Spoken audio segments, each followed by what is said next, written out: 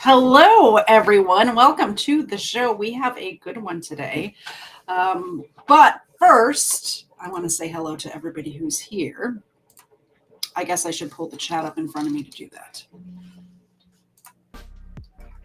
Welcome, welcome, welcome. Number 2, Quest Fanning is here. Good to see you, Quest Fanning. There's a dog here on my microphone. I'm glad when Quest can make it, for sure. And he's got the treats going already. Thank you so much, Quest. Ron is here. Good to see you, Ron. Parson, of course. It's no football this week, so people are actually here. That's good news. I actually just rescheduled what I'm going to do next week for the following week because I was going to have a big show next week and then realized it was the Super Bowl and thought better of that because there'll be 2 people here because the Super Bowl's on. Pokey, Master of Railroads.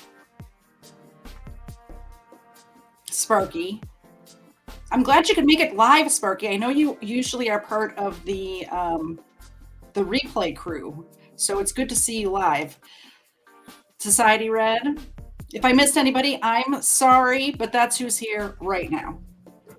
We will revisit. We'll give the doggos who are here a couple of treats from Quest Fanning right now, and then about halfway through, we'll take another break, and then again at the end. So just so you guys know, if you do make a donation at any time during the stream, the doggos get some little mini milk bones. Aren't they cute? And we appreciate that. You also get entered into the drawing to win some fun stuff. So, since Quest donated first thing, we have Leia here today as well as Zena.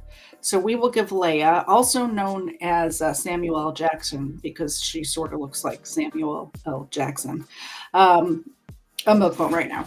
And then we'll get into the story of Aileen Wuornos. Have you heard of her? It's a crazy story, and it's not at all what I thought. We'll get into it. We'll get into it.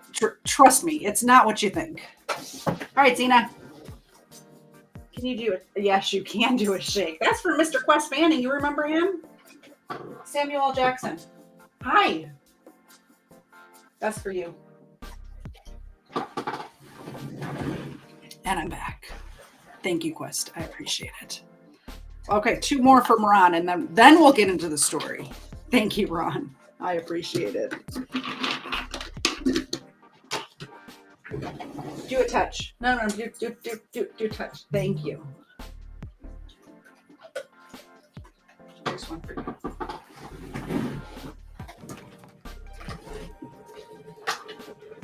Snacks for the girls. Thank you very much. I appreciate that. And hello to everybody over there on Rumble. Good to see you guys. I didn't forget about you today. You're over here on this screen. I see you there. So we're going to Michigan today. We're going to end up in Florida, though, so be careful. Like, you know what happens in Florida. But we're starting in Michigan, in a little town called Rochester, Michigan. I should get my notes up so I'm not just doing this from memory. It's like a 15-page notes this time. So doing it from memory would not be good for you or me.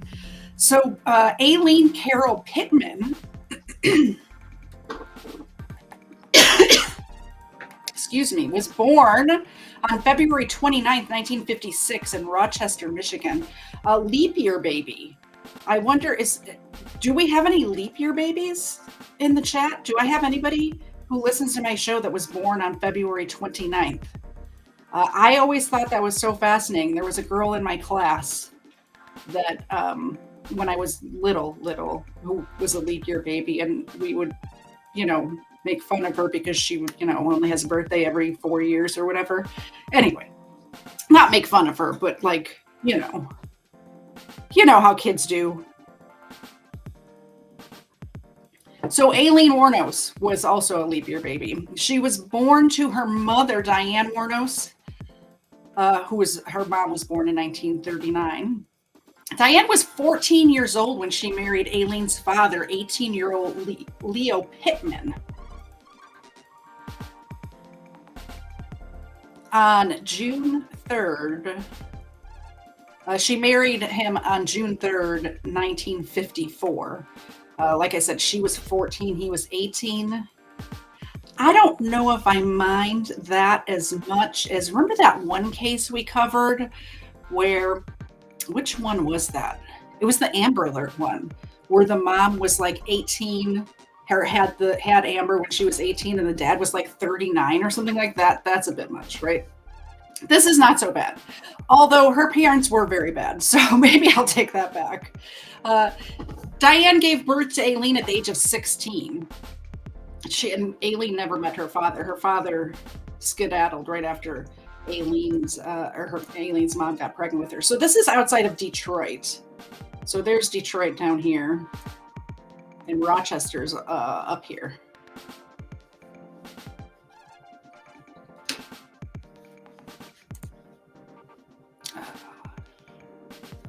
We don't want to get into that yet. Y'all saw the map. We'll just go back to my face. In 1967, Leo Pittman was sentenced to life imprisonment for kidnapping and raping a 7-year-old girl. This is her dad, guys. She never met her dad, which is good, right? I mean, it's not good that you don't meet your dad, but you know what I mean. While he was in prison, her dad was diagnosed with schizophrenia, and he committed suicide by hanging in prison in January of 1969. In January of 1960, when Wuornos was almost 4 years old, Diane, her mom, abandoned her children. She brought her kids over to her mom and dad's house, and just to babysit or whatever, and just took off and never came back. So Aileen remembers her mom, but not very well when she's growing up. Both of her parents were alcoholics as well.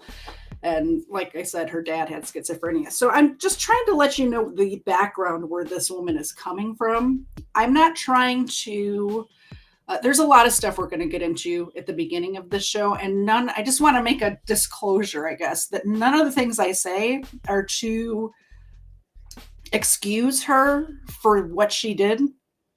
There's no excuse, but I think it helps to understand where she comes from, to understand how she got to where she is, if that makes sense. So Lori and Britta Wuornos were her grandparents. They were also both alcoholics who legally adopted Keith, which is Aileen's brother, and Aileen on March 18th, 1960. Lori worked at a Pontiac factory in Detroit, and Britta was a housewife. They were both of Finnish descent, which is why they have weird names. I don't know why I added that in there, just because the name Lori for a man sounded weird to me. So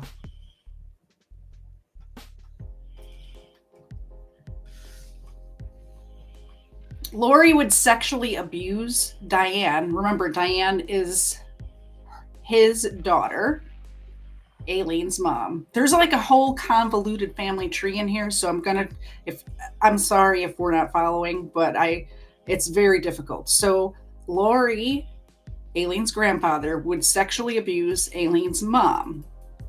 Which, why, if that's the home you came from, why would you leave your kids with these people? Is my question.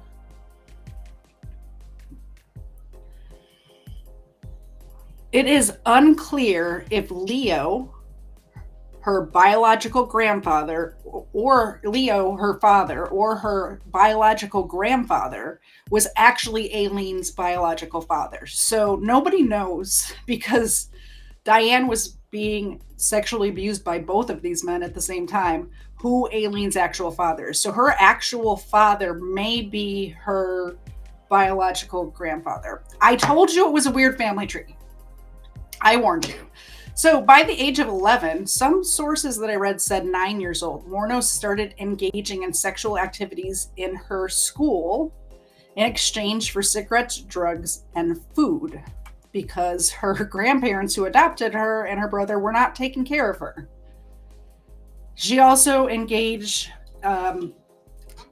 in sexual activities with her brother. Wuornos said that, this is her words, so take it with a grain of salt. Although history does repeat itself, so Wuornos said that her alcoholic grandfather had sexually assaulted and beaten her when she was a child. Before beating her, he would force her to strip out of her clothes and then beat her.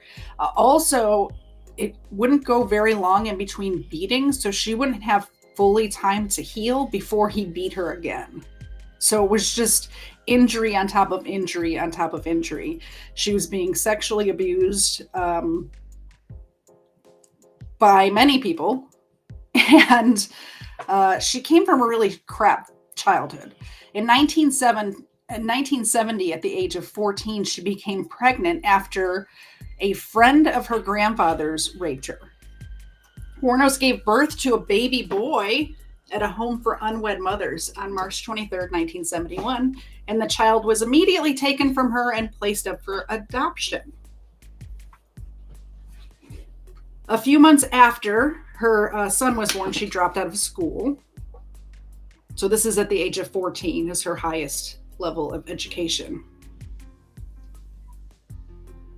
At about the same time as all this was happening, her grandmother died of liver failure, probably from the alcoholism, and her grandfather threw her out of the house.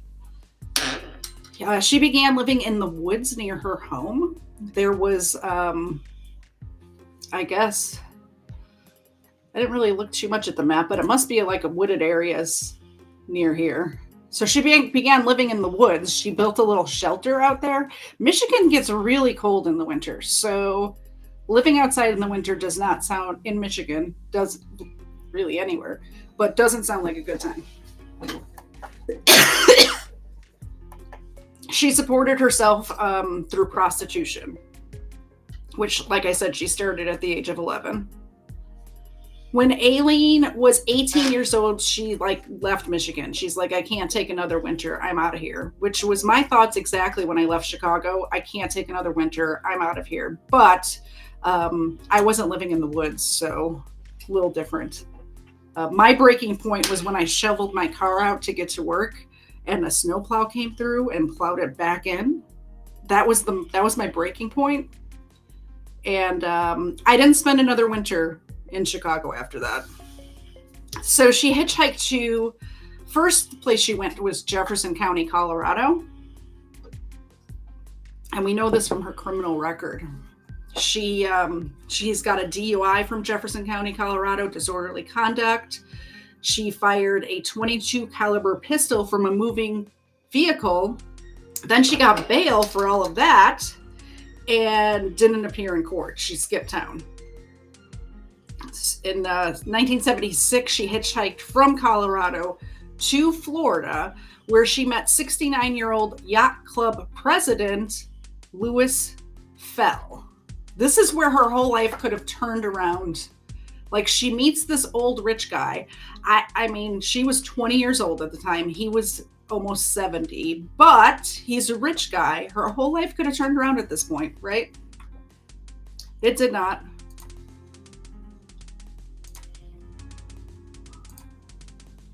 I thought, there they are.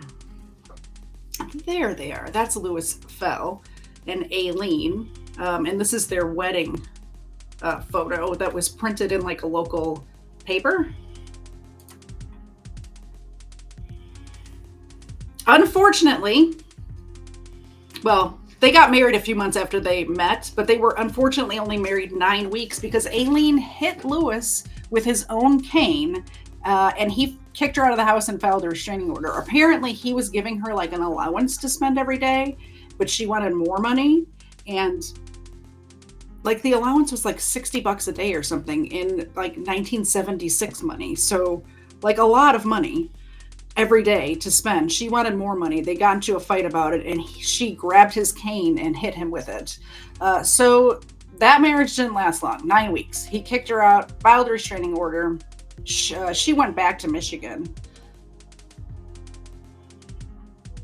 On July 14th, 1976, Aileen was at Bernie's Club and these names of these towns.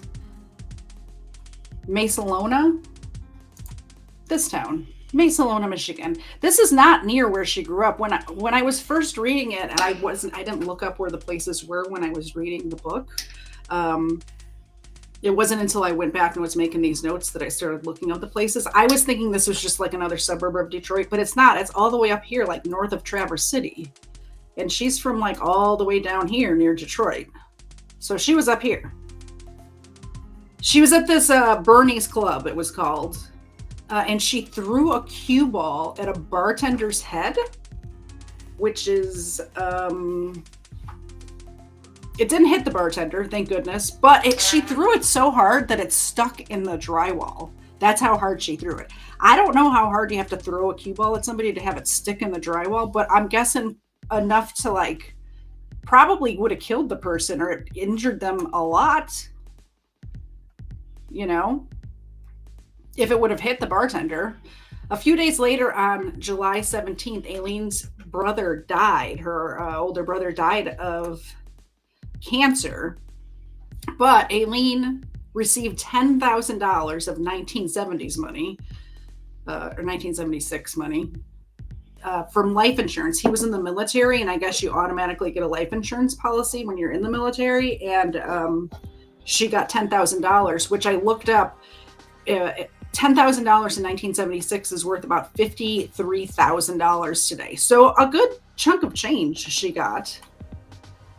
Right after that, just a few days later, so that was July 17th that happened. On July 21st, she gets the paperwork. She gets the paperwork from Lewis annulling their marriage. So one thing after another. Aileen blew through that money in 2 months. She bought a new Pontiac Grand Prix and crashed it almost immediately.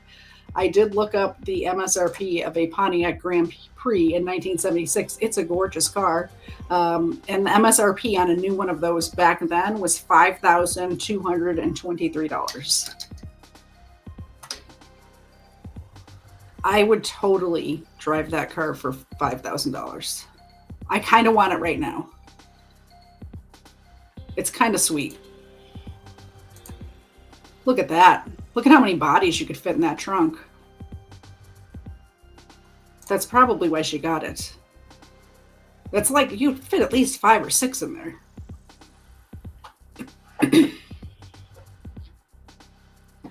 In 1978, at the age of 22, Aileen attempted suicide by shooting herself in the stomach.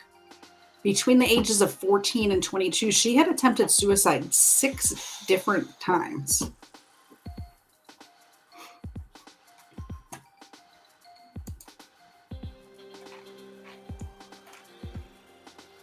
Yeah, I went down a little rabbit hole about these cars earlier this afternoon. They're really nice looking.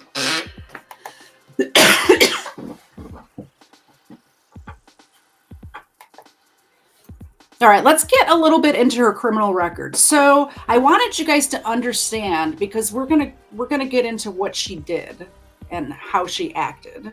But I wanted you to get a feel of where she came from first.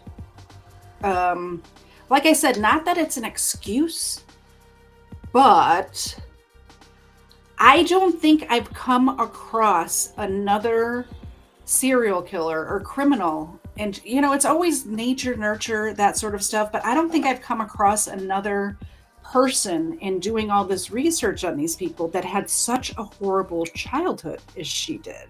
It was a lot. It was a lot. It was every single thing from the time she was born. It wasn't like she had a crap childhood and then she got adopted by a wonderful family. She had a crap childhood. Her father abandoned her. Her mother was an alcoholic who also abandoned her. And then she gets adopted by these grandparents who are also alcoholics, who abuse her, kick her out in the snow, you know? May 20th, 1981, Wuornos was arrested in Edgewater, Florida for armed robbery of a convenience store. She had stolen $35 and 2 packs of cigarettes. She was sentenced to prison She spent 2 years in prison on May 4th, 1982. If I'm robbing a convenience store and I'm a smoker, why would you only steal 2 packs of cigarettes, first of all? I understand that $35 was probably all they had in the register, but wouldn't you say, like, give me all of whatever brand of cigarettes she smoked? I'm guessing, judging by looking at her, probably Marlboro Reds, if I had to guess. Could have been Newports. I don't know. She sold 2 packs of cigarettes and $35. She actually, even though it was a 2-year sentence, she was released from prison on June 30th, 1983. So a little over a year she spent in prison. On May 1st, 1984, so she was good or didn't get caught from summer of 1983 all the way till the spring of 1984. She was arrested for attempting to pass forged checks at a bank in Key West, Florida. The checks were worth, there was 2 checks, and combined they were worth $5,595, which in today's money, I looked it up and for some reason didn't put it in my notes, but I want to say it was like $16,000 in today's money, which is a lot of money to like pass bad. Like, start off with a couple, $100 here, $100 there, $5,000 worth of checks at one time too, by the way. She wasn't a very good criminal is what I'm trying to say. She was not good at this. On November 30th, 1985, she was named as a suspect in the theft of a revolver and ammunition in Pasco County. So she's hopping all around Florida. We were in Key West a second ago. Now we're in Pasco County, which is where my favorite canine dog is from. His name is Shep. He was on I forget the name of the show, that followed police around. Love that dog. On January 4th, 1986,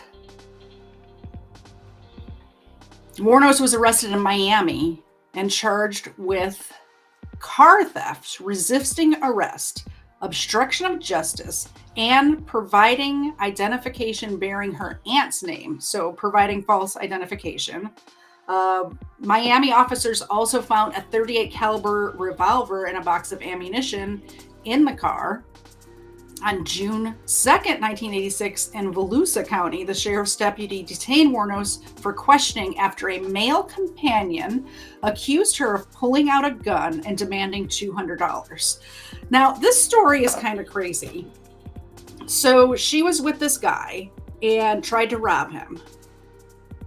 He calls the cops. The cops get there. They were in a stolen car, or a car that was reported stolen. It was actually his grandfather's car, but he took it without permission, and the grandfather reported it stolen.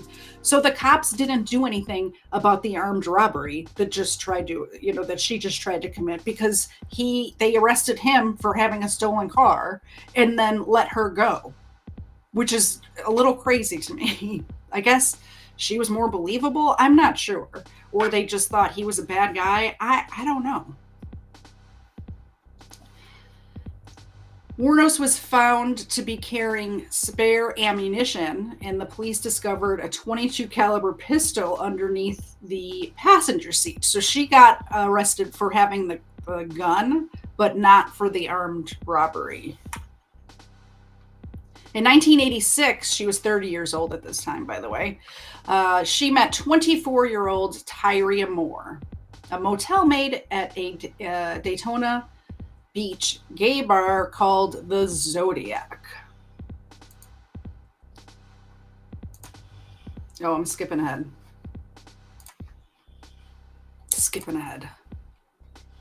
I thought I had another tab for this part, but apparently I do not. They moved in together, and Wuornos supported them with her earnings from being a prostitute.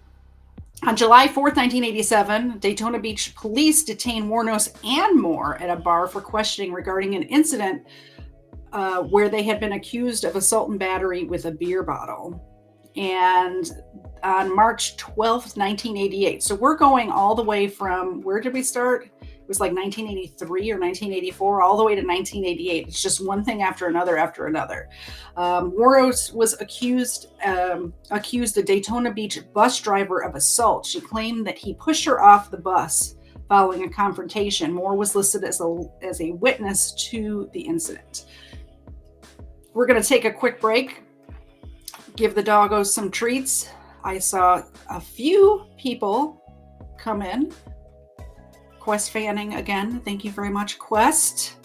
And Miss Mandy, you all go subscribe to Miss Mandy. I was on her show last Thursday.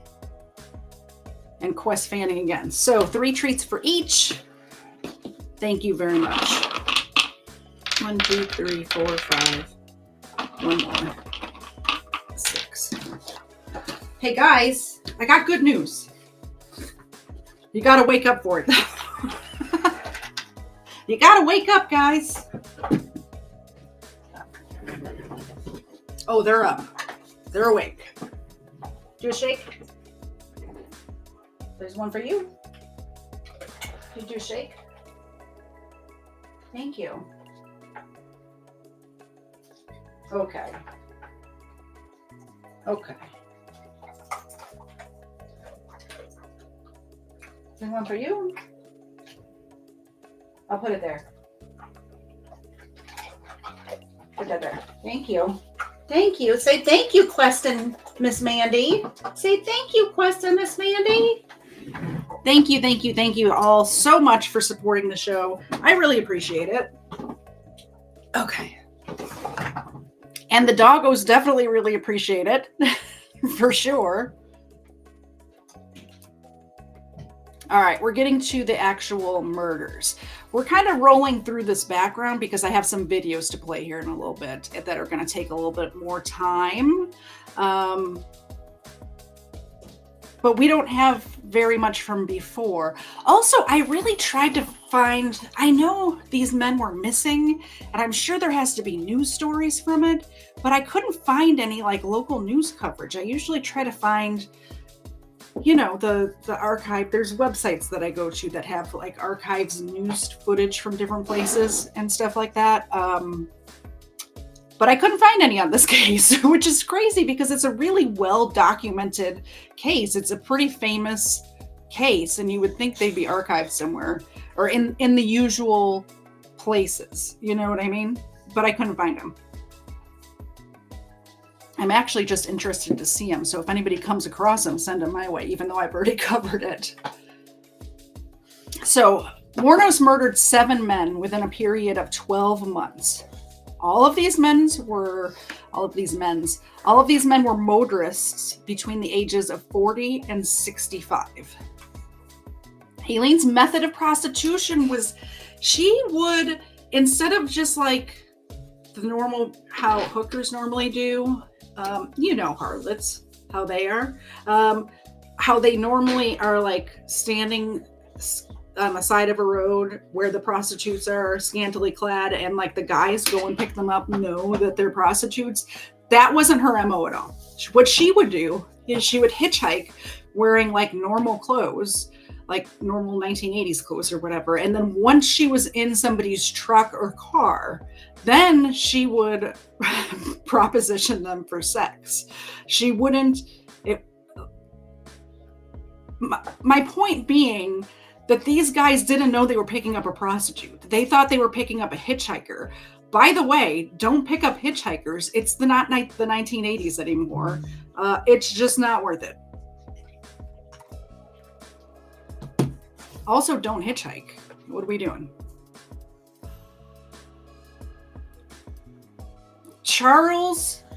Richard Charles Mallory, age 51, was an electronics store owner in Clearwater.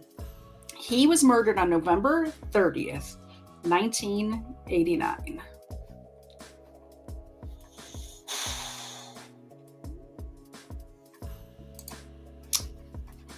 And put their pictures up there while we talk about these guys.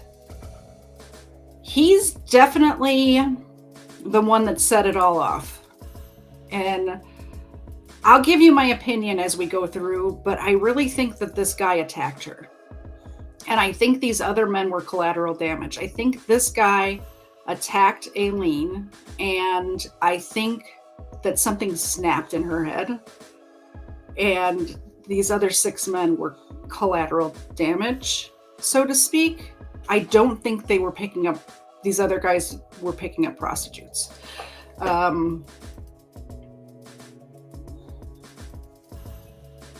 We'll get into it. So he was an electronics store owner where they like sold and repaired electronics in Clearwater, Florida. And he locked up his store. He made his way to Interstate 4 to head towards Volusia County. Wuornos claimed, this part I kind of believe, maybe it's embellished, but I believe something happened, that Mallory beat her, raped her, sodomized her after he drove her to an abandoned area for sexual services. Mallory was Wuornos' first victim. She claimed to kill him in self-defense, but later it became known that Mallory had previously been convicted of rape in Maryland.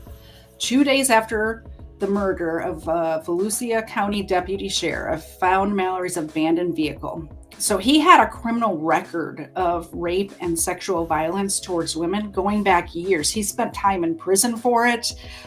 He was in Florida to start a new life, to get away from all of that. And I don't know if she set him off and then that set her off or whatever, but you know, you put 2 criminals together. Only one of them walked away. On December 13th of that same year, his body was found several miles away in a wooded area. He had been shot several times. 2 bullets were left. 2 bullets to the left lung were found to have been his cause of death, but it wasn't just those 2 bullets. He was also shot a bunch of times. So the next guy is David Andrew Spears, this gentleman here. He was a construction worker in Winter Garden, and he was reported missing on May 19th, 1990. On June 1st, so a few weeks later, 1990, his naked body was found along US 19 in Citrus County. He had been shot 6 times with a .22 caliber pistol. Charles Edmund Karkskadon, age 40, was a part-time rodeo worker. That's a fun job. The date he was murdered was May 31st, 1990. On June 6th, his body was found in Pasco County. He had been shot 9 times, also with a .22. His body had been wrapped up in an electric blanket and was badly decomposed by the time they found him. Here's the thing. Remember how I was telling you how Aileen was not a smart criminal? She decided to take this guy's car and just drive it around as if it was hers. So the car is reported missing, and people saw her driving around in it. So they're starting to get like a idea of who is doing these murders in the Central Florida area. She also pawned a bunch of stuff that belonged to him at a pawn shop using somebody else's ID, but I don't know if you all have ever pawned anything before, but they make you put your thumbprint on the thingamajig when you pawn something. I guess that's for this sort of situation, because anytime I've ever pawned something and went back to pick it up, they don't check my thumbprint. But so I'm guessing it's just for this sort of situation. But they had her thumbprint on file with this pawned stuff from Charles's that was stolen from him. Yeah, she pawned a gun and the car radio that had belonged to him.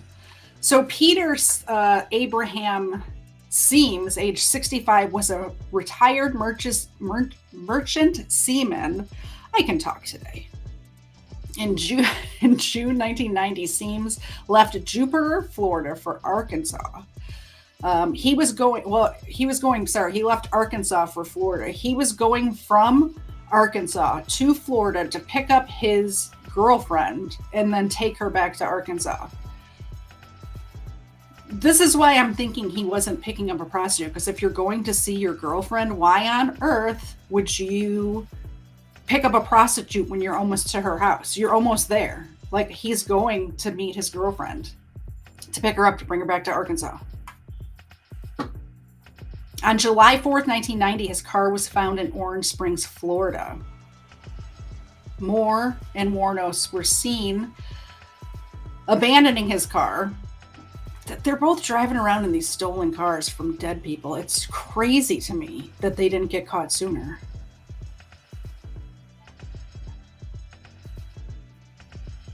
Also, Wuornos' handprint was found on the interior door handle. His body was never found. Troy Burris, age 50, was a sausage salesman from Ocala.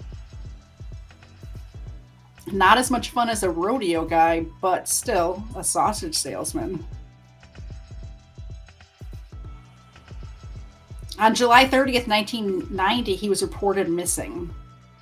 And on August 4th, 1990, his body was found in a wooded area along State Route 19 in Marion County. He had been shot twice. And if you notice, we have another one to go through, but she's picking up these guys in one place, taking them to another place, and then driving their car around for a few days, pawning their stuff, and then taking their car and abandoning the cars in a third place, like, an hour or 2 hours away. So it's spread all over in different jurisdictions, different counties, all still Central Florida, but all different places.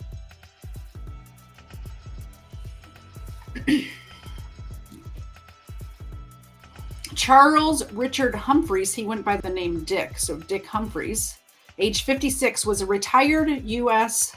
Air Force major and a former state child abuse investigator, and the former chief of police as well.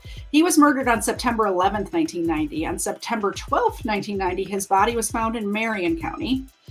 He was fully clothed and had been shot 7 times in the head and torso.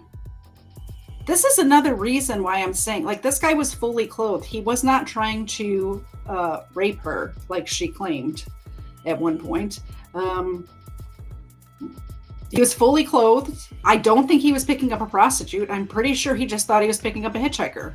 And she attacked him, shot him, head and torso. His car was found in Suwannee County, which is, I think, further north. Walter Antonio, age 62, was a trucker, security guard, and a reserve police officer. November 19th, 1990, Antonio's nearly naked body was found near a remote logging road in Dixie County. He had been shot 4 times. 5 days later, his car was found in Brevard County. On July 4th, 1990, Wuornos and Tyria Moore abandoned Peter Seam's car after they were involved in an accident. Rhonda Bailey, who witnessed the accident, provided the police with a description of the 2 women whom later they made into sketches, and they did a whole campaign. There's the police sketches next to them. So I'm not sure how good these police sketches are. They basically crashed the car, and this woman saw them crash the car, and they just they abandoned the car. They once they first crashed, they started to run away, and then they came back and then started the car and then started to drive it away from there. It was on this witness's property that this happened, and it had bent a post, and the car ended up stopping. It broke down, and they abandoned it in a field not too far away. But with that one, they hadn't taken the time to wipe fingerprints. Not that they did a very good job of that anyway. The other one had her whole palm print on the car handle and stuff, but they didn't wipe it down at all. So both of their prints and everything were all over this car. Plus there was eyewitnesses that saw them. Police found some of the victims' belongings at pawn shops. Wuornos' fingerprint was found on a receipt at one of the pawn shops that matched the print that was found in Seam's car. Wuornos had a criminal record in Florida, so her fingerprints were on record. So they matched it up to that. This is how she ends up getting caught, is because of this this car crash.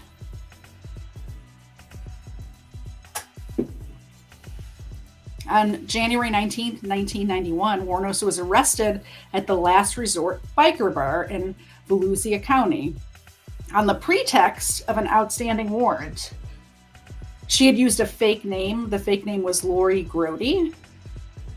This is where we start getting into some fun videos. Fun, I say. Videos. There's more stuff happening over here.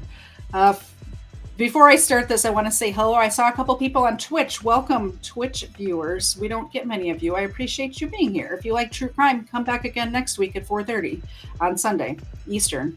And the couple of dozen people, I guess, over on Rumble as well. Thank you for coming on Rumble. I appreciate you. Don't forget, over out there on Rumble, you can do the Rumble rants as well, and the doggos will get some treats. I see Quest Fanning made another donation. Let's take care of that before we get into this video of her getting arrested. It's a fun video. Sorry, that was probably really loud next to the microphone. My bad. Here you go, guys. This is from Quest Fanning. This from Quest.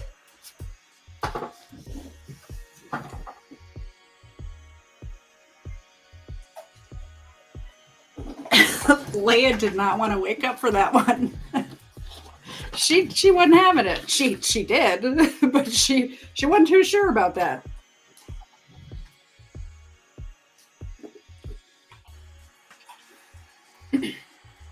All right.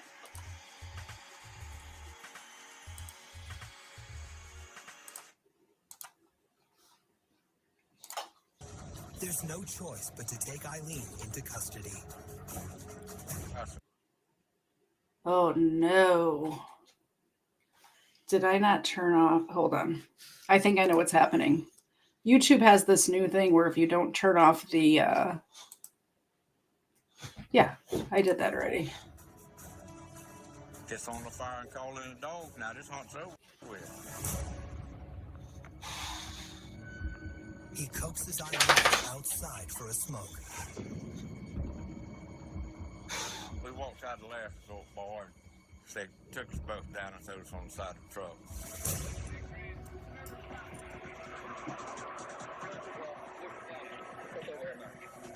Hey, what's wrong? Joyner plays along. I ain't got no man. I ain't got no justification.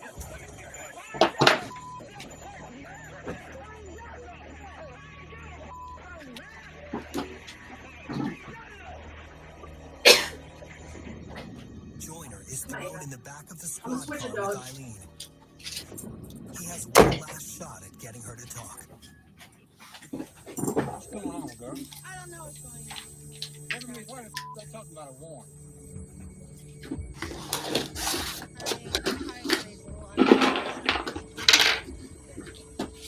Doing some kind of and I don't know what's going on. And What are you talking about? What are you talking about? I don't know what's going on. I don't I know have no what's idea. going on either. Neither do I. What the hell? What? Tell me. You tell me. Tell me. I don't know. What? I imagine that's what she sounded like when she was hitting that old man with the cane. You could see her temper just snap like that in this video. Aileen Wuornos gives up nothing.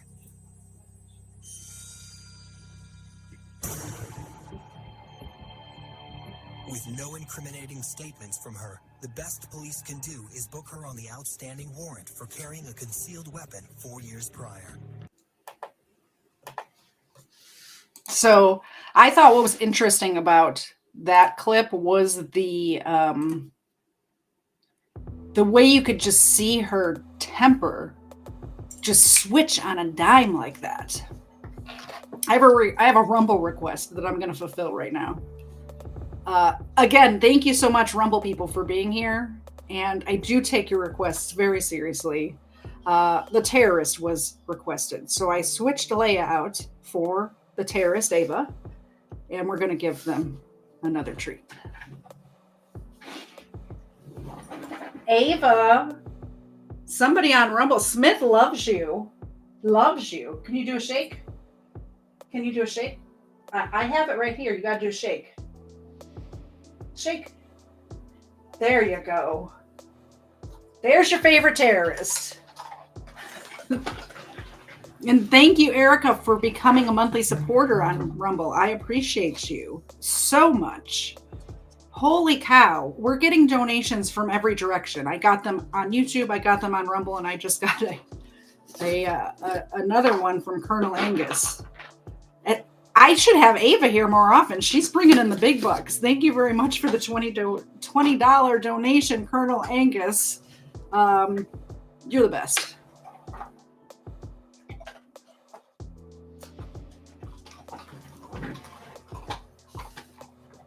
We got more good videos to get to, though. So let me cue these up real quick.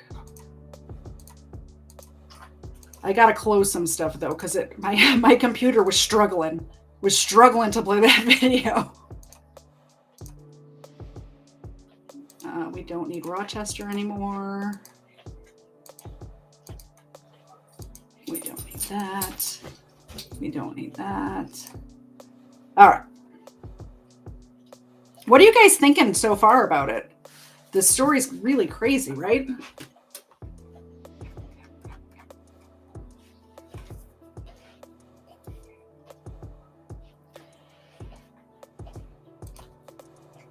That's Tyria, by the way. We're going to listen to her testimony here in a minute. I lost my notes. Interesting. There they are. So police located Moore the same day that we just saw Aileen get arrested. She was back in Pennsylvania, which is where she's from. She agreed to elicit a confession from Wuornos.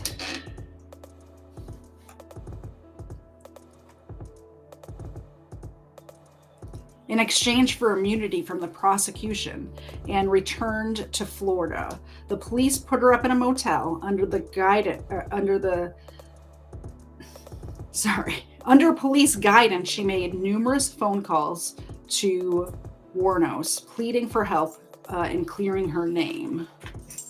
I think that's the wrong video I have queued. No, I guess it is the right one.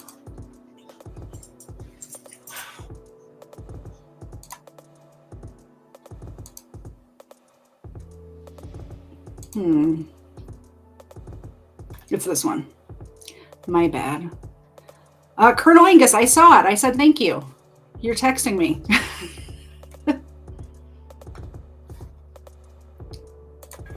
Hello? Hi. Yes. Oh, so real quick. So the police brought her back to Florida and had her call Aileen a bunch of times just to get her to try to confess. And this is the recording of one of those phone calls. Yes. Hi. Hey. Hey, I had to call you early because I didn't know if you were going to listen today or what. I don't... What the hell's going on, Lee? They've called. They've been up to my parents again. They've got my sister now asking her questions. I don't know what the hell's going on. Huh. What are they asking your sister questions for? I don't know. Lee, they're coming after me. I know they are. No, they're not. No, listen. They've got to. Why are they asking so many questions then? Honey, listen. Do what you gotta do. I just noticed this, but so Aileen, by the way, Tyra calls Aileen Lee, but she's in court right now, and they didn't even get her Kleenex for in court. It looks like she's got toilet paper from like her prison cell that she has here. That's kind of crazy. Why would you not give this woman some Kleenex? Like, I understand she killed 7 guys, but at least get her a box of, like, I even have a box of tissue handy at all times. In court, I would definitely need a box of tissues. Do what you gotta do, okay? I'm gonna have to, because I'm not gonna go to jail for something that you did. This isn't fair. My family is a nervous wreck up there. My mom has been calling me all the time. She doesn't know what the hell's going on. Okay. Do what you gotta do, okay? Alrighty. What? I'm not gonna let you go to jail.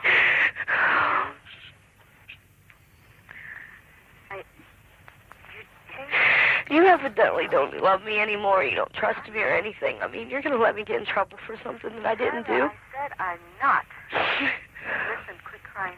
Listen. I can't help it. I'm scared shitless. I know. I love you a lot. I don't know whether I should keep on living or if I should... No, Ty, listen. What if they don't believe me? Tyra, listen. What? I'm not going to let you go to jail or anything. Listen, if I have to confess, I will. Okay. Yes. Why now did you do this? Why did you do this? I don't know. Listen, Ty. What? I'll probably never be able to see you. You know that? Yes. I love you. If I have to confess everything just to keep you from getting in trouble, I will. Okay. Don't worry, okay? Okay. I love you. No. Don't do it now. Get it over with. Right this very moment? Yes. Get it over with. All right. Okay? Okay. You can right call this me very back moment. later. All right. All right. Okay, bye. Did you hear the emotional manipulation in that phone call? It was crazy. Now, keep in mind, Tyra or Tyria or Ty or whatever, both of them go by many names. But she's got police sitting right next to her while this call is going on. And she's like, well, if you loved me, you'd confess. It's just, I know, especially for the last 6, she definitely murdered those guys, right? But I don't like the emotional manipulation. Other manipulation maybe is fine. I'm not sure, but you can see, look at her face right here. This is the first person in her life. Tyra is the first person in Aileen's life that loved her for her. Every single other person who was supposed to love her abused her, except for Tyra. And then Tyra cooperates with the police, I guess, and emotionally manipulates her to take the blame for everything. By the way, Tyra, who was obviously involved, in my opinion, allegedly, was never convicted or charged with any of this stuff. She definitely, if she wasn't there when these things happened, she most definitely was complicit after the fact. With pawning stuff and driving around stolen cars of murdered people and things like that. So, yeah.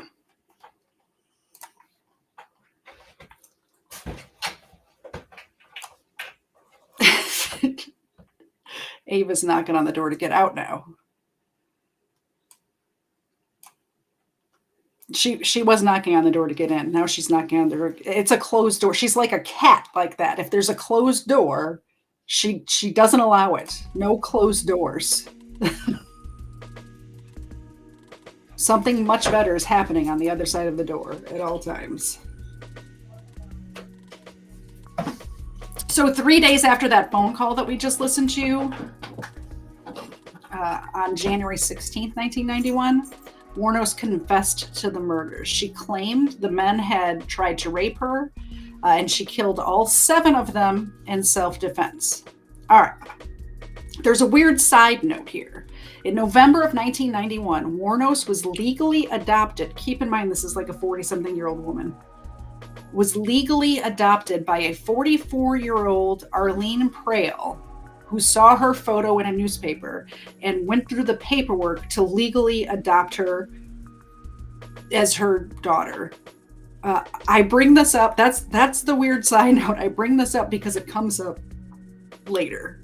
So another part of the story says something about her adoptive mother. I want you guys to understand that this is not her. This is this woman from Florida that saw her picture in the paper and legally adopted her for some reason before her trial. So on to the trial. So on January 14th, 1992, Wuornos went on trial for the murder of Richard Mallory, her first victim. Now, this is the guy who had the record and all of that. The very first one. The prosecution was allowed to introduce Aileen's previous record under Florida's Williams Rule. And I thought I had the Williams Rule pulled up. So the Williams Rule, because I didn't know what it was, is based on the holding in Florida state case of Williams versus State, in which relevant evidence of collateral crimes is admissible at a jury trial when it does not go, or when it does not go to prove the bad character or criminal propensity of the defendant, but is used to show motive, intent, knowledge, and modus operandi, or lack of a mistake. So normally you can't bring up somebody's previous record in a trial to show, oh, they're a horrible person. Obviously they did this because they did these other things. That's normally how it is, but not in Florida. In Florida, you can bring it up if it is to, like I said, if it is used to show motive, intent, knowledge, modus operandi, or a lack of a mistake. So you can't just be like, oops, I didn't know that was illegal.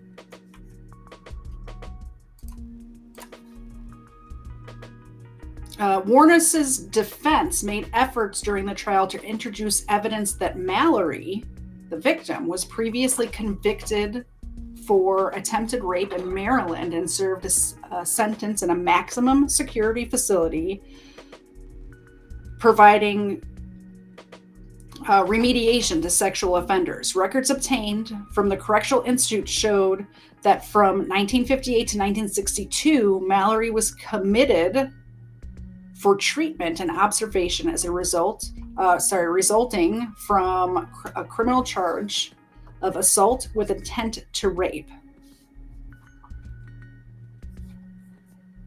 These records also reflect 8 years of overall treatment from the facility. In 1961, it was observed of Mr. Mallory that he possessed strong sociopathic trends. However, the judge refused to allow records to be admitted in court as evidence and denied Wuornos' request for a retrial. So they let her criminal record in, but did not let his criminal record in of sexual assault and rape. On January 27, 1992, Wuornos was convicted of Mallory's murder with the help of Moore's testimony at her sentencing. The doctors for the defense testified that Wuornos was mentally unstable and diagnosed her with borderline personality disorder and antisocial personality disorder. 4 days later, she was sentenced to death. Here's the testimony. It's an hour and 15 minutes. If you guys want to watch the whole trial, they have the whole trial on this website. I just picked out a little bit of Ty's testimony here to listen. Where was she and where were you, if you remember? What were you all doing? Just watching TV? We were sitting on the floor watching TV. Okay. Was there anything unusual going on at that time, other than just sitting there in an apartment together watching some TV? No. Okay. Can you describe her appearance at that time? She seemed fine. Was there anything particularly different or the same about her as when you had left her to go to work? She was the same. Same basic physical appearance? Yes. She told you that there was something that she wanted to tell you. Correct. Can you tell the ladies and gentlemen of the jury how that conversation began and what transpired? We were sitting on the floor watching TV, And she just come out and said, I have something to tell you. And I asked her what, and she said that she had shot and killed a man that day. Did you say anything to her when she told you that? And I didn't want to believe it. I was probably in awe. Did you say anything to her? Like, I don't believe you, or what, I don't want to use vulgarity, shitting me? I mean, what's going on here? I'm What are sure you I saying? probably replied something. Just ask about chess. All right. Did you ask her anything about what she had just told you, that she had shot a man? I don't believe I asked her any questions about it. I might have. So keep in mind that what she's testifying to right here is that the first murder, Mallory, the day of that murder, she knew about the murder. And she's claiming to have nothing to do with any of these murders. And like I said, allegedly, in my opinion, all of that stuff. She wasn't convicted of, she's completely innocent, right? But if she knew about it the very first day of the first murder, she could have prevented 6 other dudes who, by the way, I believe personally were completely innocent except for picking up a hitchhiker. Maybe a couple of them actually were picking up a prostitute. I'm not sure. I wasn't there. But this all could have been prevented with the first guy, who, by the way, was kind of a piece of crap. Replied something like, I don't believe you, or something along that line. Did she say anything else at that point? Later she was telling me that she had put the body in the woods under a piece of rug, and that she had dropped the car off up in Ormond Beach around John Anderson Drive. Did she tell you that the man she had shot, she had taken his car, and that was the car you used to move with? Objection, Overruled. Did she tell you anything about the car in relationship to the man she had shot? I believe she did at one point. Was it your understanding, based upon what she was telling you, that it had been the man that had gotten shot, whose car you guys had been in that day? Yes, it was. Did she tell you anything about why she shot the man? No.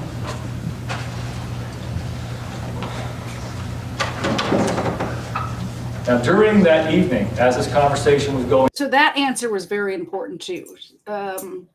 He asked, did he say anything about why she shot this man? And Ty says no. Now, if I was brutally beaten, and also he goes into, you heard, did she look disheveled? Did she have any injuries? Anything? And she's like, no, she was completely normal. She looked exactly the same as when I saw her earlier in the day. Like I said, I wasn't there. I don't know what happened. But the point is, if you were brutally beaten and raped by a guy, would you not say this guy was attacking me and I had to kill him in self-defense? When you're confessing to your significant other later that night? And if you're the one being confessed to, would you not have some questions? I think I would have a question or two. I'm pretty sure I'd have a couple of questions if I was in a similar situation. going on. Did you continue to watch TV? Yes, I believe so. Did the defendant continue to watch TV after she told you she just shot a man and had taken his car? You had been in it? Objection, Your Honor. Overruled.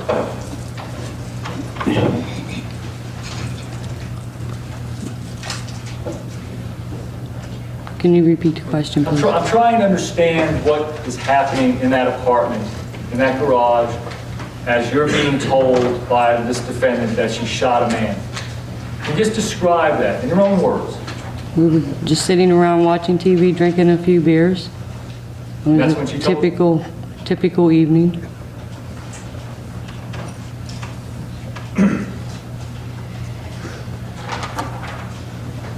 Now, when you packed up to move to the Burley Avenue, did you pretty much know what kind of articles you each owned? You've been living together for how long at that point? At that point, it was approximately 3.5 years. And did Ms. Wuornos have any articles at that time, that evening, that were not something that you had seen before? Yes. Can you describe for the jury what how you noticed that, you made that observation. Well, I knew that they didn't belong to us. Okay, can you describe what you saw? There's only a few things that I can really remember from the particular occurrence because she had given me a jacket and a scarf. And Well, let's talk specifically about what you remember. Don't speculate. Try as best you can. What do you remember seeing, and what do you remember about that evening? I remember a box with a bunch of papers in it. Did you look at the papers at all, or see anything, or notice anything about them? I wasn't really paying. So they used his car to move hotels or apartments. They were staying in a lot of motels. I don't even want to give them the credit of staying at a hotel because they were all motels, not hotels. But she knew it was the dead guy's car, is what she's saying. Paying attention. She was going through them and she tried to show me a piece of paper and a picture of somebody, and I didn't want to look at it. Did she tell you the picture was the man she had shot? And I believe she did. Were you able to see any type of name or any documentation or personal identification? I remember seeing the name Richard on a piece of paper that she was going through. Now, when she was going through these items, can you describe her demeanor? How was she acting? Normal, going through stuff, throwing things away and keeping things. Kind of sifting through these articles, throwing some that she wanted, some she didn't want? Right. Did you see anything else other than just the paperwork she was going through? I remember a suitcase and a jacket, and it was a big blanket, a comforter. It was brown and tan. Can you describe whether it was a man or a woman's jacket? I believe it was a man's jacket. It was a members only brand. Now, as she's sifting through the Good old members only. So like I said, this is an hour and 15 minutes worth of testimony. We're not going through the whole thing today, but I wanted you to get an idea of where we're at with Tyra's involvement.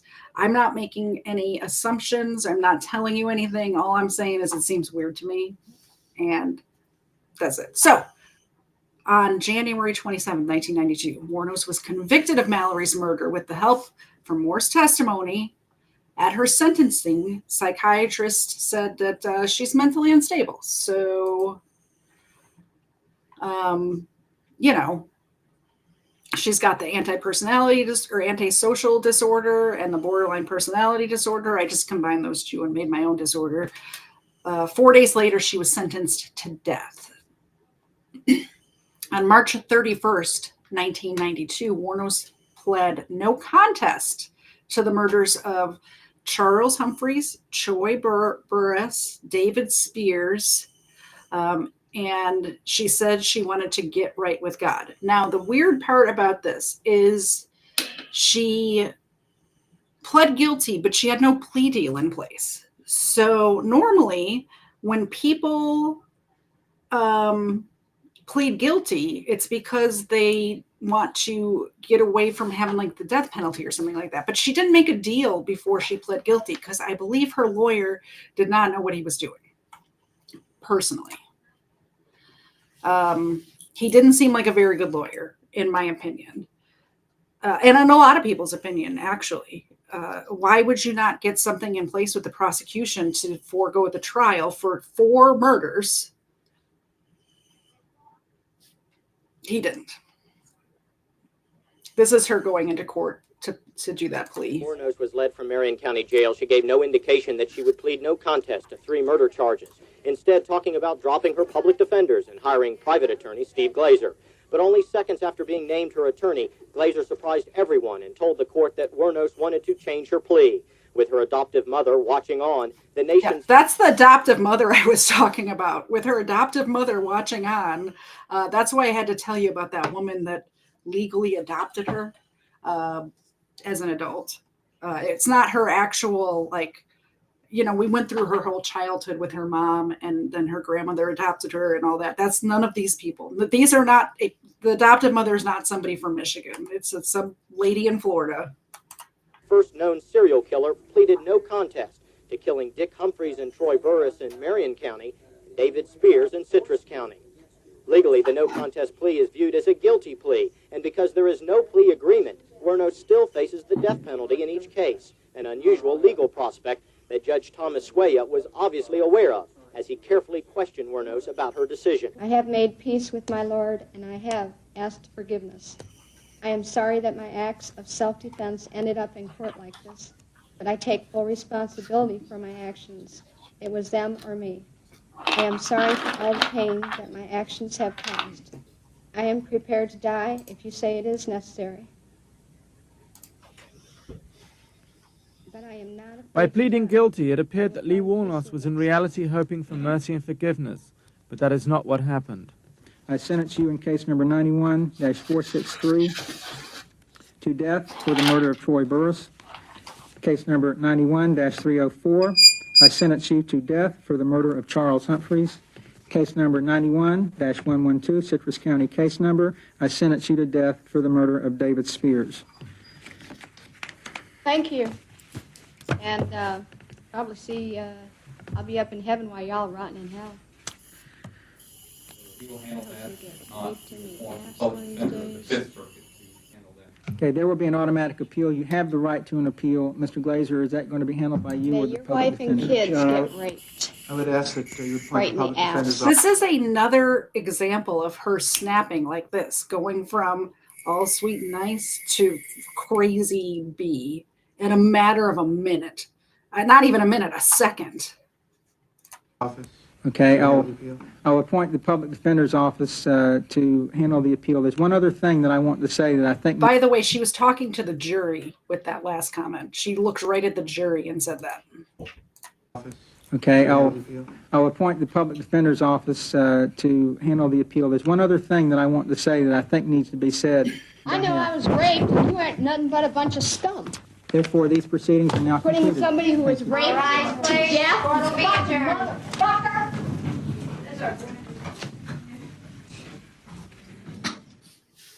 Crazy.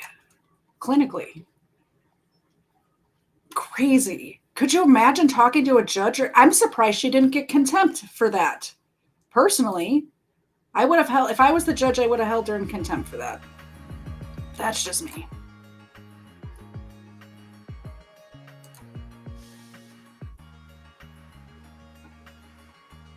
So on March 31st, 1992, Wuornos pled no contest to those four guys, Charles Humphreys, Troy Burris, David Spears.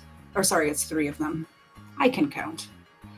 Her statement in the court was in part, I wanted to confess to you that Richard Mallory did violently rape me, as I've told you, but these others did not. They only began to start to. On May 15th, 1992, sorry, I just lost everything. There it is. She was given 3 more death sentences. In June of 1992, Wuornos pled guilty to the murder of Charles Karskakian. In November of 1992, she received her 5th death penalty. In February of 1993, Wuornos pled guilty to the murder of Walter Antonio and was sentenced to another death penalty. So we're up to 6 altogether. No charges were brought against her for the murder of Peter Seams, and that's the one whose body was never found. So they just, the state of Florida was happy with 6 death sentences, although it is commonly held belief that she did murder Peter as well. Wuornos told several inconsistent stories about the killing. She claimed initially that all 7 men had either raped or attempted to rape her while she was working as a prostitute. But later she recanted the claim of self-defense, citing robbery and the desire to leave no witnesses for the reason for the murders. During an interview with filmmaker Nick Broomfield, when Wuornos thought the cameras were off, she told him that in fact it was self-defense, but she could not stand to be on death row, where she had already been for 10 years at that point, and that she wanted to die. Now, from what I've seen, she's very manipulative. So I'm not sure if that's the case or not. I'm not sure. This one just it's leaving me with more questions than answers.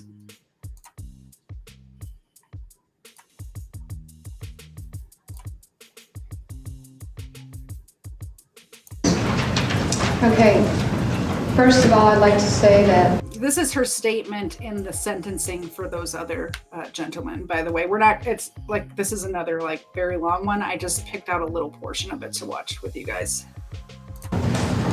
I have been labeled a serial killer, and I am no serial killer. I've been framed by the law enforcement as a serial killer because of numerous men involved. But what I was a prostitute. And in my prostitution, I happened to deal with a lot of men, at least 200, 250 men a month. And I ran into these men along the way in my prostitution. I do not feel, I was not out there to hurt anyone. I had no intentions of hurting anyone. In my confessions, I stated that 9 times. I stated 37 times self-defense, 39 times that they raped or beat and then begin to rape and had intentions of killing. And what I did was what anybody else would do. I defended myself, which everybody has the right to defend themselves. And I had no intentions of killing anyone. I would not do that. I'm not that type of person. Anyway, what I'm trying to say here is that while I've been through this 2.5 weeks in the courtroom, I told you that I was raped, and that is what happened. And that is what happened with all other cases that I'll be involved in and discussing. And these people did a violent attack on me, and I did what I had to do to protect myself. Now, I'd like to point out one other thing, is that the law enforcement has framed me as serial killer purposely for books and movies. And I have been, since I've been incarcerated a year in jail, have gone through a lot of physical and mental abuse, which I felt is being a conspiracy. I was going to say mental gymnastics, but she's claiming abuse. Through the law enforcement. And I also believe the law enforcement and the state attorneys have a conspiracy here. And I have to say another thing, for as far as manipulation was talked about yesterday in the courtroom, I believe State Attorney Tanner was the one manipulating the jury, which he had made a whole lot of things up. Things were just made up at the top of his head, were not true, and I felt that he lied right through his teeth. I was up in that stand there, and I did not lie. I was coerced into making my confessions. I was threatened that Tyra Moore would be arrested if I did not talk about the confessions. I was also coerced and threatened and told that if I did not answer their questions the way they wanted me to, their questions, and I did it any other way, that she would be arrested, and the questions that they asked me were strictly to implicate me as a serial killer, when every time I talked about a rape, they cut me off, and they had my mind all messed up, where I was hysterical, I was in trauma, and I was alcohol withdrawing. I have been totally under duress and delirium, and I couldn't tell you what happened anyway. I couldn't remember anything under that stress. All I had in my mind was focused on Tyra, which I was trying to clear Tyra, which Tyra knows it's self-defense, and she's lying through her teeth, telling that she doesn't know anything, even the smallest of things of our life together 4.5 years, and she does know. She knows it's self-defense, and she's been offered like $500,000 and might be a multimillionaire after this is over, and she's just keeping her mouth shut because she wants money. They have to have a conviction in order to get this money. And so this is where the conspiracies start spinning. She thinks that she's being railroaded. She thinks that they're trying to drive her crazy on purpose by mistreating her in the prison. She thinks they're poisoning her food to make her sick.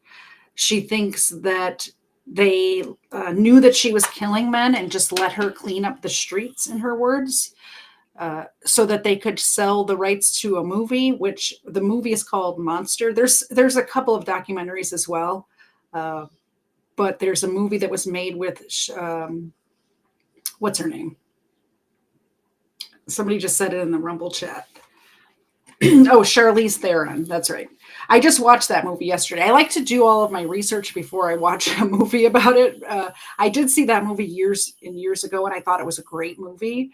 But then I did this whole research for this episode and watched the movie again. And I don't know if you guys know this, but the media, they lie. So if you go back and watch that movie again after knowing all of what I told you today, you'll see that movie in a different light, for sure.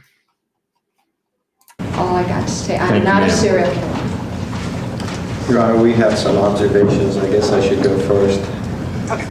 So I wanted you guys to see her. Why is it not letting me make it small? Or maybe I could. Wuornos was incarcerated at the Florida Department of Corrections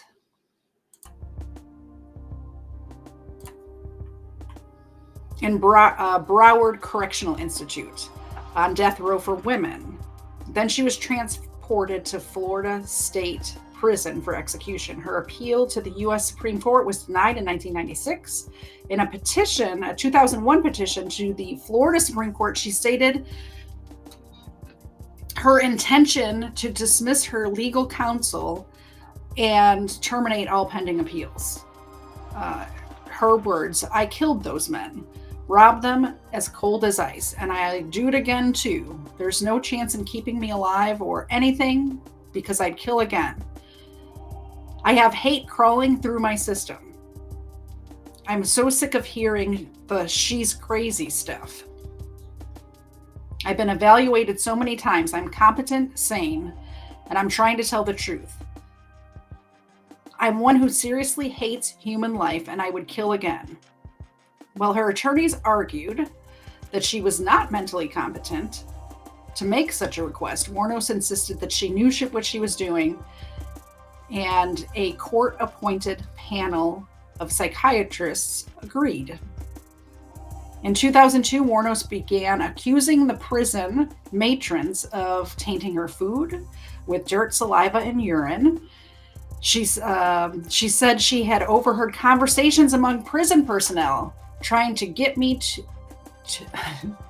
these are quotes. It's so hard to read people's quotes when they're speaking, when they're not using, anyway, trying to get me so pushed over the brink by them, I'd wind up committing suicide before execution, and wishing to rape me before my execution. She also complained about the strip searches, her handcuffs being too tight, people kicking her door at night, frequent window checks. I'm not sure what a window, I think that's just when a prison guard comes around and looks in the window to make sure everything's okay. She complained about low water pressure in the prison, mildew on her mattress, and catcalling in the prison. Wuornos threatened to boycott the showers and food trays when certain officers were on duty. In the meantime, my stomach's growling away and I'm taking showers in my sink in the cell. Her attorney stated that Miss Wuornos really just wants to have proper treatment and humane treatment until the day she's executed. So, in the weeks before her execution, remember I told you about Nick Broomfield? He did this documentary. I highly recommend it. It's on YouTube for free. In the weeks before her execution, Wuornos gave a series of interviews with documentarian Nick Broomfield, where she talked about being taken away to meet God and Jesus, the angels, and whatever is beyond the beyond. In her final interview, which we're going to just watch right now, it's very short.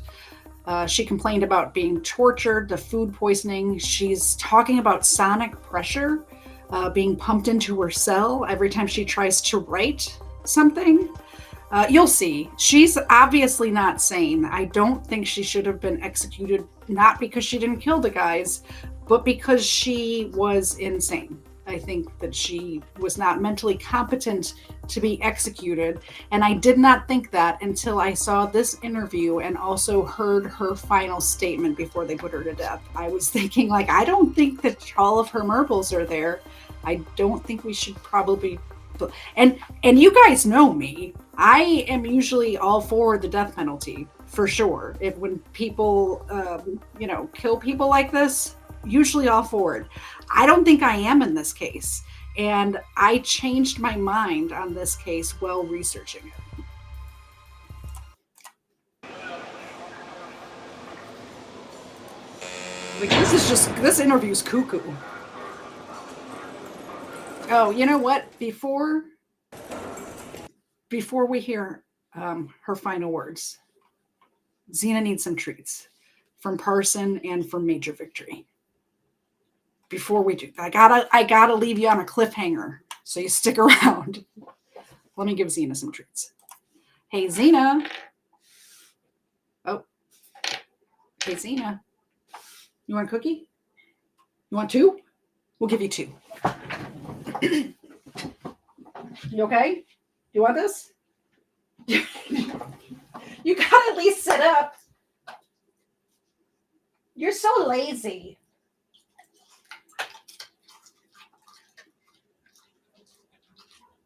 Do you want more? She wasn't even going to sit up for those. She's a great co-host, by the way.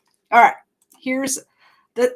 Like I said, when I watched this documentary, by the end of it, I was thinking to myself, I don't know if we should have executed this one. Like, I just don't think, like, I don't know how somebody found her mentally competent, is what I'm saying. Hi, Aileen.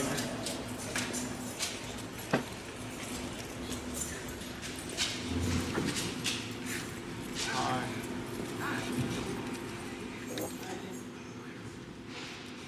You know, I already told you everything, so, you just go ahead and ask me questions, and if I want to answer them, I'll answer them, okay? Okay. So I guess, I was just wondering how you're going to be, at 9:30 tomorrow morning. Are you prepared? I'm prepared. I'm all right. I'm all right with it. And how... I'm all right with it, but like I said, remember, let them know.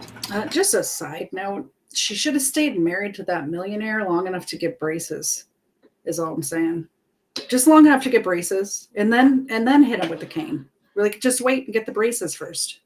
That I know that the cops knew who I was. After Richard Mallory died, I left prints everywhere, and they covered it up. And let me kill the rest of those guys to turn me into a serial killer. I know they did, because I was no professional serial killer, or murderer, or whatever you want to call it, I wasn't professional at what I was doing. Eileen, I did some sloppy work, and I left. How have you prepared yourself for tomorrow morning? I'm all right with it. Yeah, I'm ready to go. Hey, I was tortured at BCI. They had the intercom on in the room, and they kept lying that it wasn't on, and they were using sonic pressure on my head since 1997. Sonic pressure. And every time I was trying to write something, I think they had some kind of eye in the cell, I'm not sure, but every time I started writing something, it went up higher. So I'm thinking that probably had the TV rigged. The TV or the mirror, something was rigged. They got a huge satellite on the compound. After they put the huge satellite on the compound, it could have been either rigged to the TV set or the mirror or something, because the electrician, when he put the mirror on the wall, he said, doesn't that look like a computer? The back of it, and they stuck it to the wall. And do you think, did that affect your mind, do you think? Huh? Did that affect your mind in some way, the sonic? It was crushing my head, and they were using sonic pressure. continually. Then when I had 3 meetings with Miss Villacorta on it, every meeting I had, she increased the pressure of the volume of the comm, increased the harassment on the floor, increased the trays being inedible, just increased every bit of my complaints and trashed all grievances. They're trying to make it look like I was crazy at all times, rig up the room with torture. If I said anything about I think their whole plan was trying to make it look like I was totally crazy. And so nobody would believe anything I had to say about anything. And then drive me there if they could. I suffered so bad. I was really struggling to survive. Had a lot of trays that were attempted murder and everything. I had to wash all my food off. And then one day I didn't wash my food off and I was sick for 3 weeks, almost died. But you're okay now. I'm okay. I'm okay. God is going to be there. Jesus Christ is going to be there. All the angels and everything. And, you know, whatever's on the beyond, I think it's going to be more like Star Trek, beaming me up into a space vehicle, man. Then I move on, recolonize to another planet or whatever. But it's whatever's the beyond, I know it's going to be good because I didn't do anything as wrong as they said. I did the right thing. And I saved a lot of people's butts from getting hurt and raped and killed, too. So are you saying that you killed in self-defense or in cold blood? What do you, because you changed your story. I'm just trying to What are you talking about? Change story on what? No, about whether it was self-defense or not. I'm not going to stay, I'm not going to get in depth about my cases, Nick. I'm on my way to the chamber, nothing stopping it. You can believe it or you don't have to believe it. That's up to you, man. Put a big question mark on your film. Just before we came here, we met with your mother, Diane. You met with my brother and Diane? Your mother. Oh, my mother, Diane, let me tell you something. She plopped me out of her belly, left me with my grandparents, and we never knew her. So tell that damn whore I could give a fuck if she even had me. She had me and left to Texas. And it's just another, my mom, my dad. It's just another example of where you see her snap from one personality to another in an instant. Like all of the amount of footage that I've watched of her speaking where I see her, it's every single time. I'm not just picking these out because she snapped. It's every single interview, every single time she goes from talking sweet and nice to just turning on a dime, just turning. Barry, Keith, Lori, all of us never saw her ever again, except at funerals. My mom's funeral, my dad's funeral, and my brother's funeral. And if she's at mine, probably be spitting on her. Care less. I don't give a damn about that whore. Well, she asked you. I don't know her. I never even knew her. She asked you for your forgiveness. She can go to hell. She doesn't have any of my forgiveness. I don't even know her. Don't even want to know her.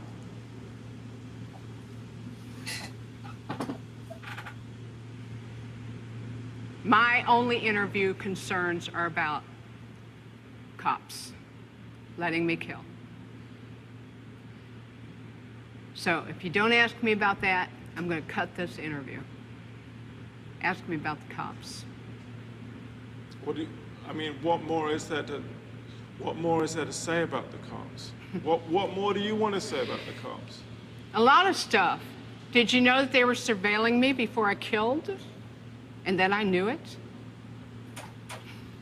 Like, I really don't think that I think she really believes this. I think is what I'm trying to say. I don't think she's making this up to have a story or an excuse or whatever. All of these things, the things that she was saying about the sonic pressure, the food poisoning, the cops letting her go, I think in her head, she actually believes these things. Now, if I felt that she was making it up to have an excuse, I'd say, yes, put her to death, get her off the planet, get out of here. We don't need you anymore. Goodbye. Bye-bye. But it's not even the consistency. It's the inconsistencies in her stories. And I think that she thinks she's telling the truth right now, which makes me think she's crazy. And that's how I came to my conclusion. And that was covered up. Did you know there was helicopters dropping down from the sky, deputy sheriff, with decoys picking me up 4 or 5 months before my arrest? It was covered up. But nonetheless, Nobody ever asked me these questions. Whether the cops were following you or not, Eileen. Oh, whether the cops are following me or not, Eileen, what? Let's say the cops were following you. Yeah. Let's say they were following you and they did everything that you're saying they did. Nonetheless, you killed 7 men. Yes, sure And did. I'm asking you, what got you to kill the 7 And men? I'm telling you because the cops let me keep killing them, Nick. Don't you get it? Not everybody is killing 7 people. So there must have been something in you that was getting you to do that. Oh, you are lost, Nick. So I was a hitchhiking hooker. Right. Right. Running into trouble. I shoot the guy if I ran into trouble. Physical trouble. The cops knew it. When the physical trouble came along, let her clean the streets, and then we'll pull her in. But That's how come why. there was so much physical trouble in because it was all in 1 year? 7 people in 1 year. Oh, well. Oh, well. But why not say now? Because I'm out of retaliation for taking my life like this and getting rich off it all these years in total pathological lying. Yeah, thanks a lot. I lost my fucking life because of it. Couldn't even get a fair trial. Couldn't even get a fair investigation or nothing. Couldn't even have my appeals right. You sabotaged my ass, society, and the cops, and the system. A raped woman got executed and was used for books and movies and shit.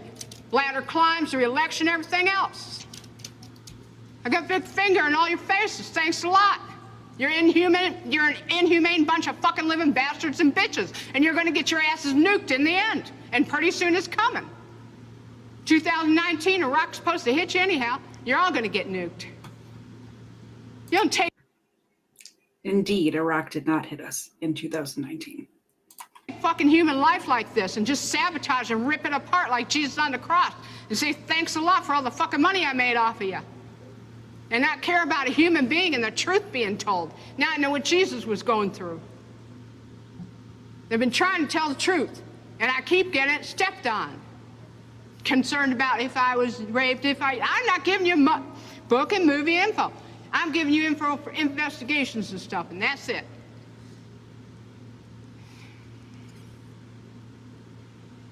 We're gonna have to cut this interview, Nick. I'm not going to go into any more detail. I'm leaving. I'm glad. Thanks a lot, society, for railroading my ass. Okay, let's go. All right, let's go. You dirty son of bitches. Took a raped woman and sent her to, well, you sent her to God, but you're going to get your nuke someday soon.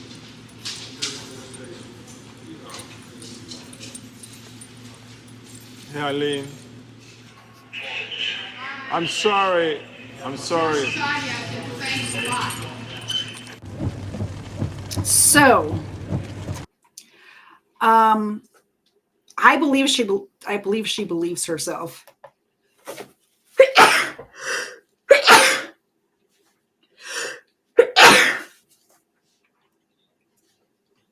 Sorry, I just had a sneezing attack. I got to the mute button in time. So that interview was the day before she was put to death in Florida.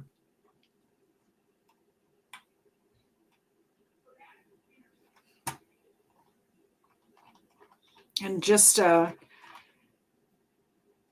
bring this episode to a close, we have a little bit of the day, the next morning at 9 o'clock in the morning, something like that. They put her to death. Time ticking away for serial killer Aileen Wuornos. Her date with death set for about 90 minutes from now. 7's Patrick Frazier is live in Rayford as her sentence is about to be carried out. Good morning, Patrick. Christine, in an hour and a half exactly, Aileen Wuornos will be injected with a poison. Within about 2 minutes, she will begin to stop breathing. Now, it's tough to say who will be happier that she is dying, the families of the victims she brutally murdered or Aileen Wuornos. We did wake her up at 5:30. She requested a towel and washcloth to wash her face and freshen up. And she is very calm this morning, not as talkative as she has been in the past. It was hoped Aileen would confess all to a priest before execution, but she remained angry and defiant to the very end. Aileen sent the priest packing and then knelt down and prayed for her victims, believing they might be too evil to be accepted by God. About dying and... She didn't talk about dying at all. What about remorse? And it was very...